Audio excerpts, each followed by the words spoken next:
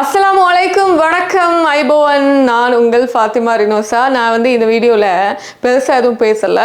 2 நாட்களுக்கு முன்பாக இலங்கையினுடைய பிரதமர் தினேஷ் குணவர்தன அவர்கள் இந்தியாவினுடைய மிக பிரபலமான நியூஸ் சேனல் தந்தி டிவிக்கு ஒரு இன்டர்வியூ கொடுத்திருந்தாரு. அதை நான் ஃபுல்லாக பார்க்கவும் இல்லை, அதை பற்றி நம்ம பேசவும் இல்லை. ஆனால் இன்னைக்கு நாமல் ராஜபக்ஷ அவர்களுடைய நேர்காணலை தந்தி டிவி ஒளிபரப்பியிருந்தாங்க. அவங்களுடைய யூடியூப் பக்கத்தில் போட்டிருந்தாங்க. ஆங்கில மொழியில தான் அந்த உரையாடல் இருந்தது. கிட்டத்தட்ட 40 நிமிஷம் அதனுடைய டியூரேஷன் இருந்தது. ஃபுல்லா எல்லாம் சொல்ல முடியாது, பட் நான் கொஞ்சம் ரசிச்ச விஷயங்கள், அவர் சொன்ன விஷயங்களை மாத்திரம் நான் இந்த வீடியோவில் உங்களுக்கு கொடுக்கலாம் அப்படின்ட்டு இருக்கேன். ஹரிஹரன் அவர்கள் தான் உங்களுக்கு தெரியும், ரொம்ப பாப்புலரான ஒரு ஜேர்னலிஸ்ட். ஹரிஹரன் இன்டர்வியூ பண்ணியிருந்தாரு நாமல் ராஜபக்ஷ அவர்களை. ராஜபக்ஷ அப்படிதான் விழிச்சிருந்தாரு இன்னைக்கு நாமல் அவர்களை. இவர் விழிக்கும் பொழுது வணக்கம் அப்படின்னு சொல்லித்தான் இவர் நாமல் ராஜபக்ஷ அவர்கள் இன்டர்வியூ ஸ்டார்ட் பண்ணாங்க. இன்டர்வியூ ஸ்டார்ட் பண்ணதுக்கு அப்புறம் அவர் கேட்கிறாரு, லாஸ்ட் 1 இயர் உங்களுக்கு உங்களோட ஃபேமிலிக்கு ஒரு பெரிய கிரிட்டிக்கல் சிச்சுவேஷனா இருந்திருக்கும் இல்லையா அப்படின்னு சொல்லிட்டு அப்ப இவர் சொல்றாரு, ஆமா எல்லாம் ரொம்ப இதாக தான் இருக்கு, ஆனா இப்போ கொஞ்சம் ஓகேவா இருக்கு, இப்போ பொருளாதார நிலைமை கரெக்டா இருக்கு அப்படிங்கிற மாதிரி இவர் சொல்றாரு. அதுக்கப்புறம் பேசிட்டு போகும்பொழுது ராஜபக்ஷ அவர்களுடைய ஆட்சி எப்படி இருந்தது அப்படின்னு கேட்கும்பொழுது 2005 to 2015 வரைக்கும் ராஜபக்ஷ அவர்களுடைய ஆட்சி மிகவும் நல்லா இருந்தது. அந்த காலத்துல நாங்கள் நிறைய பாலங்கள் கட்டி கொடுத்தோம், நிறைய ஹைவேஸ் போட்டோம், இந்த நாட்டினுடைய வரி அதிகரிப்பு ரொம்ப குறைவா இருந்தது, பணவீக்கம் ரொம்ப குறைவாக இருந்தது அப்படின்னு சொல்லிட்டு ஒரு மிகவும் பெரிய ஒரு லிஸ்ட் பண்ணி நாமல் ராஜபக்ஷ அவர்கள் ஹரிஹரன் கிட்ட சொல்லியிருந்தாரு. அந்த எனக்கு இந்த விஷுவல் போட முடியாது, போட்டோம் அப்படின்னாக்கா காப்பிரைட்ஸ் கிளைம் பண்ணுவாங்க. அதனால நான் லேப்ல பார்த்ததை தான் ரெக்கார்ட் பண்ணி வச்சிருக்கேன். அதை நான் கீழே உங்களுக்கு ஒளிபரப்பி காமிக்கிறேன். Rajapaksa, thank you very much. Thank you very much for talking to Tandi TV. Vijay Fan. The last 1 year must have been very challenging for you, your family, and your country as well. I mean, see, it's been a very tough period because when our president Rajapaksa took over the government, it was not in the status. A political crisis. How did your government respond? Do you think President Gotabaya Rajapaksa should have left the country so soon, or was it the right thing to do? I don't think. I personally believe we did the wrong move by leaving the country. Because you get elected by your people. And if people want to change you, it has to be on a democratic process. அதாவது அறகலை டைம்ல கோட்டாபய ராஜபக்ஷ அவர்கள் நாட்டை விட்டு left ஆயினது என்ன நினைக்கிறீங்க? கடைசி டைம்ல அவர் போயிட்டாரு தானே அப்படின்னு சொல்றாரு. பர்சனலா நான் அது இது எனக்கு உடன்பாடு இல்லை அப்படி போனதுல. ஏன்னா அவர் ஃபேஸ் பண்ணிருக்கணும் அப்படிங்கிற மாதிரி தான் நாமல் ராஜபக்ஷ சொன்னாரு. ஆனா நாமல் ராஜபக்ஷ அவர்களோட இன்டர்வியூ இன்னைக்கு பார்க்கும்போது ரொம்ப மெச்சூர்டா பேசியிருந்தாரு. நல்ல ஒரு பழுத்த அரசியல்வாதி எப்படி பேசுவாரோ அதே மாதிரி பேசியிருந்தாரு. நான் அந்த வகையில் அவர் நான் பாராட்டுவேன். ஏன்னா ஃபியூச்சரை எப்படி கொண்டு போகலாம், ஃபியூச்சர்ல பொலிட்டீஷியன்ஸ் எப்படி இருக்கணும், ஒரு பொலிட்டிக்கல் ஒரு பார்ட்டி ஒரு கட்சியை எப்படி முன்னகர்த்தி ஃபார்வர்ட் பண்ணி கொண்டு போகணும் அப்படிங்கிறத அவரை அவருடைய இன்டர்வியூ பார்த்து நான் எனக்கு புரிஞ்சுக்கிட்டேன். அவர் அந்த விஷயத்தோட இன்னொரு விஷயம் சொல்லியிருந்தாரு. And my father has gone through this. I mean, he has faced these kind of similar challenges in the past. When he was elected to parliament in 1970, he has seen 83 riots, he has seen 88 riots, and he saw LTT, and he eradicated LTT, and now now the 2022 riots in Colombo. How did he find this different? What, from his perspective, I mean, he has seen similar uprising of youth in early 80s. He found that no different? Manageable? Yes, I even myself, I don't see any difference. Because see, I'll tell you a sequence. I mean, if you look at LTT, it was a youth struggle that turned into a terrorist organization, which failed. 83 riots failed. 88, 89 riots failed. And what is the outcome of the modern revolution? Still a failure. It got elected on a democratic process, a president who had only 1 seat in parliament, and who has got only 25,000 votes in the country, became the president of the country because of the Aragale, or because of this revolution. And the most of the people who represent so-called non-political organizations, non-political individuals, are now being seen in the president's office. Last year இந்த அறகலை டைம்ல நீங்க face பண்ணிருப்பீங்க இல்லையா? உங்களுடைய family எவ்வளவு பெரிய ஒரு விஷயத்தை face பண்ணிருக்கும் Rajapaksa family.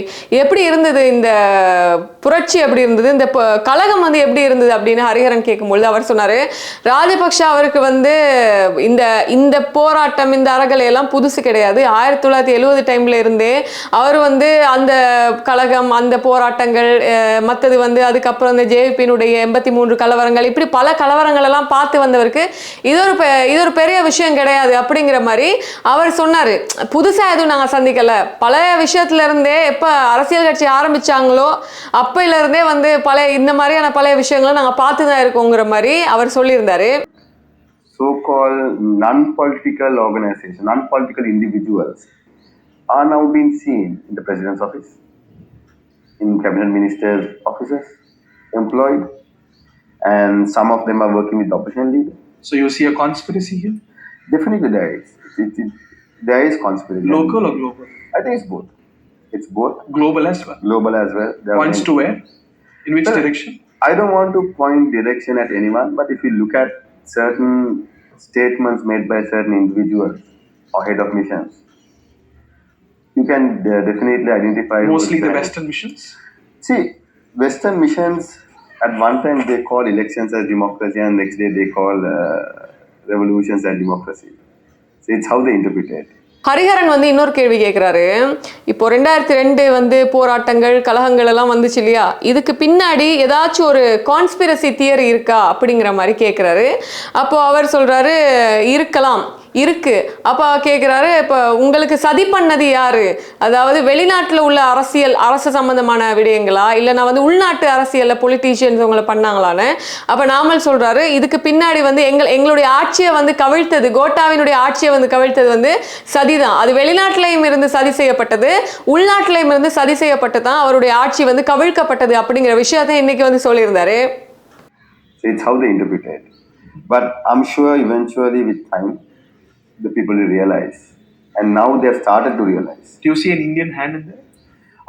I don't see any hand in any government, but I would say there were certain organizations, I wouldn't say Indian organizations, but global organizations, and India was there to help us.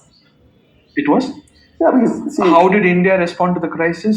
Maturely, or I would like say, the forces you have apprehensions about? I would say India responded it much more than the IMF or any other organizations have done. Credit line for fuel purchasing was given by India at that time, $4 billion. But about the political crisis? Yeah, I don't think India. Do you think India interfered in some way? I personally don't think so. I think India is much more mature, and they have a bigger political and geopolitical agenda at the moment. And thus, India is the 5th largest economy. Because the popular narrative is Rajapaksas and India don't get well. Well, in the Western hand, it's the other way around, and West thinks Rajapaksas are more pro India? Because the general impression is you're so pro-China. See, we are pro. அதுக்கப்புறம் இன்னொரு விஷயம் சொன்னார். என்னன்னா, அப்போ மக்களுக்கு வந்து புரியல. என்னன்னா, கோட்டாபய ராஜபக்ஷ அவர்கள் வந்து ஆட்சிக்கு வந்த உடனே கோவிட் வந்துருச்சு. அப்போ இருந்த காசெல்லாம் என்ன பண்ணாருன்னா, அந்த பெண்டமிக் டைம்ல இருந்து மக்களை எப்படி வெளியே கொண்டு வரணும், மக்களுக்கு வந்து எப்படி வெக்சின் கொடுக்கணும், மக்களை வந்து முதல்ல மக்களுடைய உயிரை காப்பாத்துறதுக்கு தான் அவர் வந்து முதல்ல பாடுபட்டதுனால தான் பொருளாதாரம் வந்து இப்படி போச்சு அப்படின்னு சொன்னதோட, அதுக்கப்புறம் அவர் சொன்னாரு இந்த இயற்கை உரம் சம்பந்தமாக ஒரு பிழையான டிசிஷன் எடுத்தாரு, அது சம்பந்தமா என்ன நினைக்கிறீங்கன்னு சொன்னோன்னே மேபி அது கூடவாக இருக்கலாம்.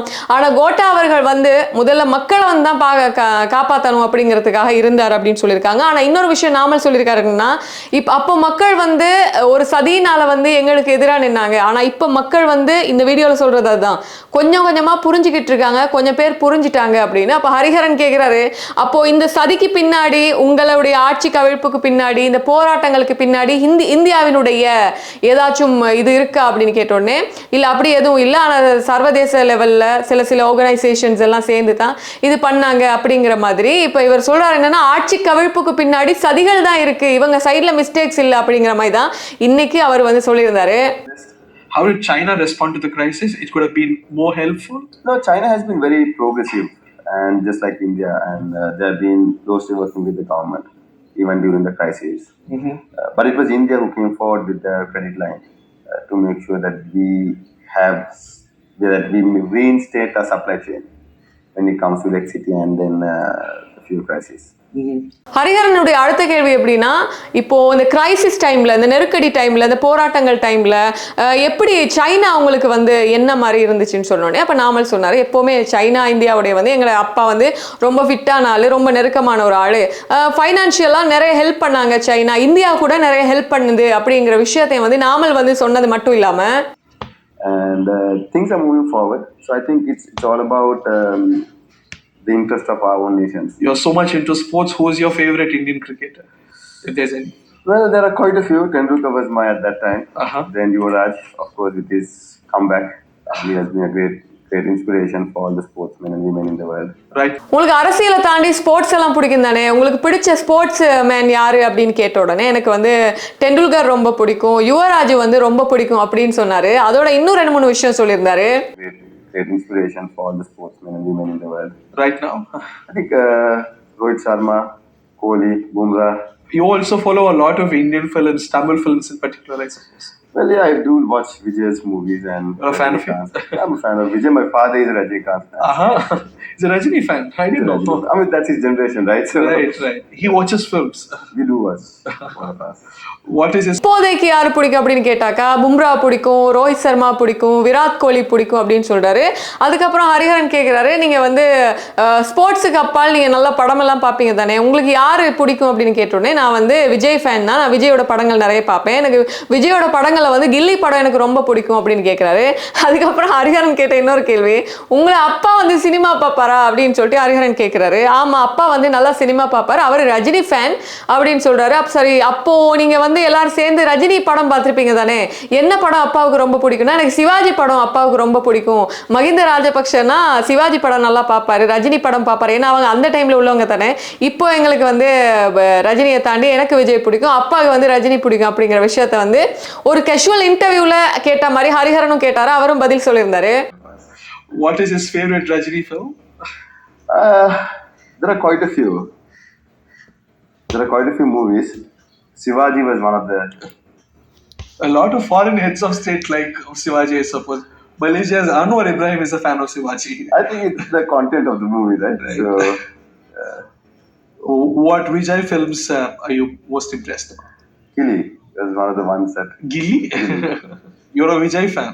I'm a Vijay fan, and my father is a Kannada fan. So. Bollywood, I understand you also watch a lot of Bollywood. I have quite a few friends there. I mean, Salman is a good friend of mine, and Jacqueline, a Sri Lankan actress, is there. Right. Yohani is based in Mumbai. So there are quite a few friends in that part of the world as well. That part of the world, especially where I come from, the impression is you are anti-Tamil. I'm surprised that you like and follow Tamil films. Well, you look are at my staff. anti-Tamils. Most of them are Tamils and Muslims.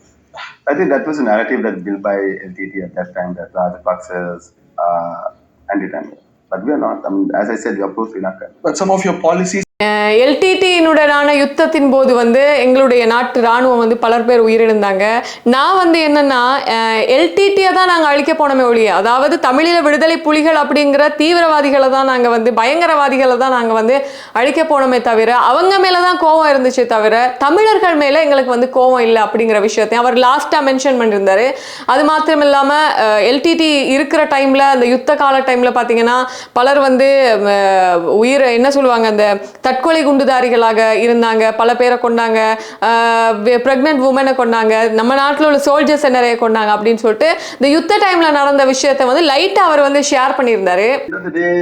What about LTT terrorism, having child soldiers, killing pregnant women, getting human forms or human suicide carders to come and bomb themselves in name of freedom, right? A nation state is expected to behave more responsibly, right? We did, and we had a humanitarian operation. Our entire operation was based on humanitarian mission, and we had to sacrifice more soldiers to make sure that the lives of the civilians are saved. More Sinhalese soldiers died during the war trying to save most of the Tamil civilians. Tamil civilians. Of course. Our mission was to eradicate LTT, not Tamils. 90,000 war widows, some say it's more. No, the numbers, of course, I don't know, because sometimes UN says 40,000, someone says 80,000, so it's different numbers. But end of the day, what my personal belief is that we need to move forward. And you think Sri Lanka, especially on ethnic reconciliation, has? See, I will say political reconciliation, no. But at the ground level, how do I put it? It's like Indian results when it comes to BJP and Tamil Nadu, right? Itself people similar to BJP. That's a very clever reply. இந்தியாவில் உள்ள மிக முக்கியமான ஆளுங்கட்சியான BJP, அதாவது பாரதிய ஜனதா கட்சி மாதிரி தான் இலங்கையில் உள்ள SLPP, அதாவது ஸ்ரீலங்கா பொதுஜன பெரமுன கட்சி, ரெண்டுக்கும் கொஞ்சம் சிமிலர் இருக்கு அப்படின்னு சொல்றாரு. ஏன்னா மோடி தமிழ் பேசுற மாதிரி தான் என்னுடைய அப்பா மகிந்த ராஜபக்ஷ அவர்கள் வந்து தமிழ் பேசுவாரு அப்படிங்கிற மாதிரி அவர் சொல்லியிருந்தாரு. Broke out and then said, let's be strong, let's face it. And in early 90s, my house was bombed, and my brother was only 1 year old. My younger brother was just born, and I was 3 years old. And my Tangol official residence was bombed by a certain political group. And the same political group tried to burn my house last year as well, so May 9th. 1990 காலகட்டத்தில் வந்து எங்களுடைய வீடு வந்து எரிக்கப்பட்டது, எங்களுடைய வீட்டிலையும் வந்து தாக்குதல் நடத்தப்பட்டது. எனக்கு 3 வயதாக இருந்தது, சின்ன தம்பி வந்து பிறந்திருந்தாரு, மற்ற தம்பிக்கு வந்து 2 வயசாக இருந்தது. அப்போ யாரு அந்த கலவரத்தில் இருந்தாங்களோ அதை செஞ்சாங்களோ அவங்க தான் லாஸ்ட் இயர் எங்களுடைய வீட்டை வந்து பற்ற வச்சாங்க. எங்களுக்கு அதாவது அதே டீம் தான். இவர் யாரை வந்து குறிச்சு காட்டினார்னா JVP ஆட்கள் தான் அன்னைக்கும் வந்து எகெயின்ஸ்டா இருந்தாங்க, இன்னைக்கும் அவங்க தான் செய்றாங்க. ஸோ பின்னாடி சதிக்கு பின்னாடி இவங்க தான் இருக்காங்கன்ற மாதிரி தான் அவருடைய பதில்ல வந்து எனக்கு புரிஞ்சுது. Is Prabhakaran alive? Well, I don't think so. I mean, from you don't think so, or is it a matter of fact? It's a matter of fact. It's a matter of fact he's not alive, and we have seen that on TV. We have seen enough evidence that he's not alive. But for people who wants to live out of LTT, who wants to raise funding, who wants to make more money out of diaspora, for them, they have to have a campaign. Is it possible that some of his family members could be alive? When you say family members, Sri Lankan South Asian families are huge. It's extended, yeah. So which family? His wife, his immediate family? From the reports we get, they're not. How would you look at what is happening on India-Canada front, which involves diaspora with Khalistani sentiments? If you look at the Sri Lankan diaspora, it's very strong. LTT diaspora, I would say, very strong in Canada. Same thing with the Indian issue. And I personally believe if the Canadian Prime Minister believes that there have been an external intelligence organization operated in his own country. Hariharan லாஸ்டா கேட்ட கேள்வி வந்து பிரபாகரன் உயிரோட இருக்காரான்னா அவர் சொல்றாரு கிடையாது இருக்காது. அவங்களுடைய குடும்பத்துல உள்ளவங்க வந்து உயிரோட இருக்காங்களான்னா இல்ல, இருக்கிறதுக்கு சான்ஸ் கிடையாது அப்படிங்கிற மாதிரி சொல்லியிருந்தாரு. அதோட என்னன்னா இப்போ பிரபாகரன் இருக்காரு அப்படின்னு சொல்லிட்டு ஒரு குரூப் வந்து ஃபண்ட் வந்து சேர்த்துக்கிட்டு வெளிநாட்டுல இருந்து இப்போ அவர் இருக்கிற மாதிரியே காமிச்சிட்டு இருக்காங்க, அது எல்லாம் பொய் தான் அப்படிங்கிற மாதிரியும் நாமல் வந்து பல விஷயங்கள் வந்து சொல்லியிருந்தாரு. During President Mahinda Rajapaksa's time, we have the highways, we have ports, aviation, industrial zones, hospitals, schools, and which we managed to double our per capita income at that time. We had 6.7%, 5 to 6.5% to 7% economic growth. Inflation was on single digit, interest rates were on single digit, unemployment at a single digit. Highest number of foreign investment at that time came into Sri Lanka.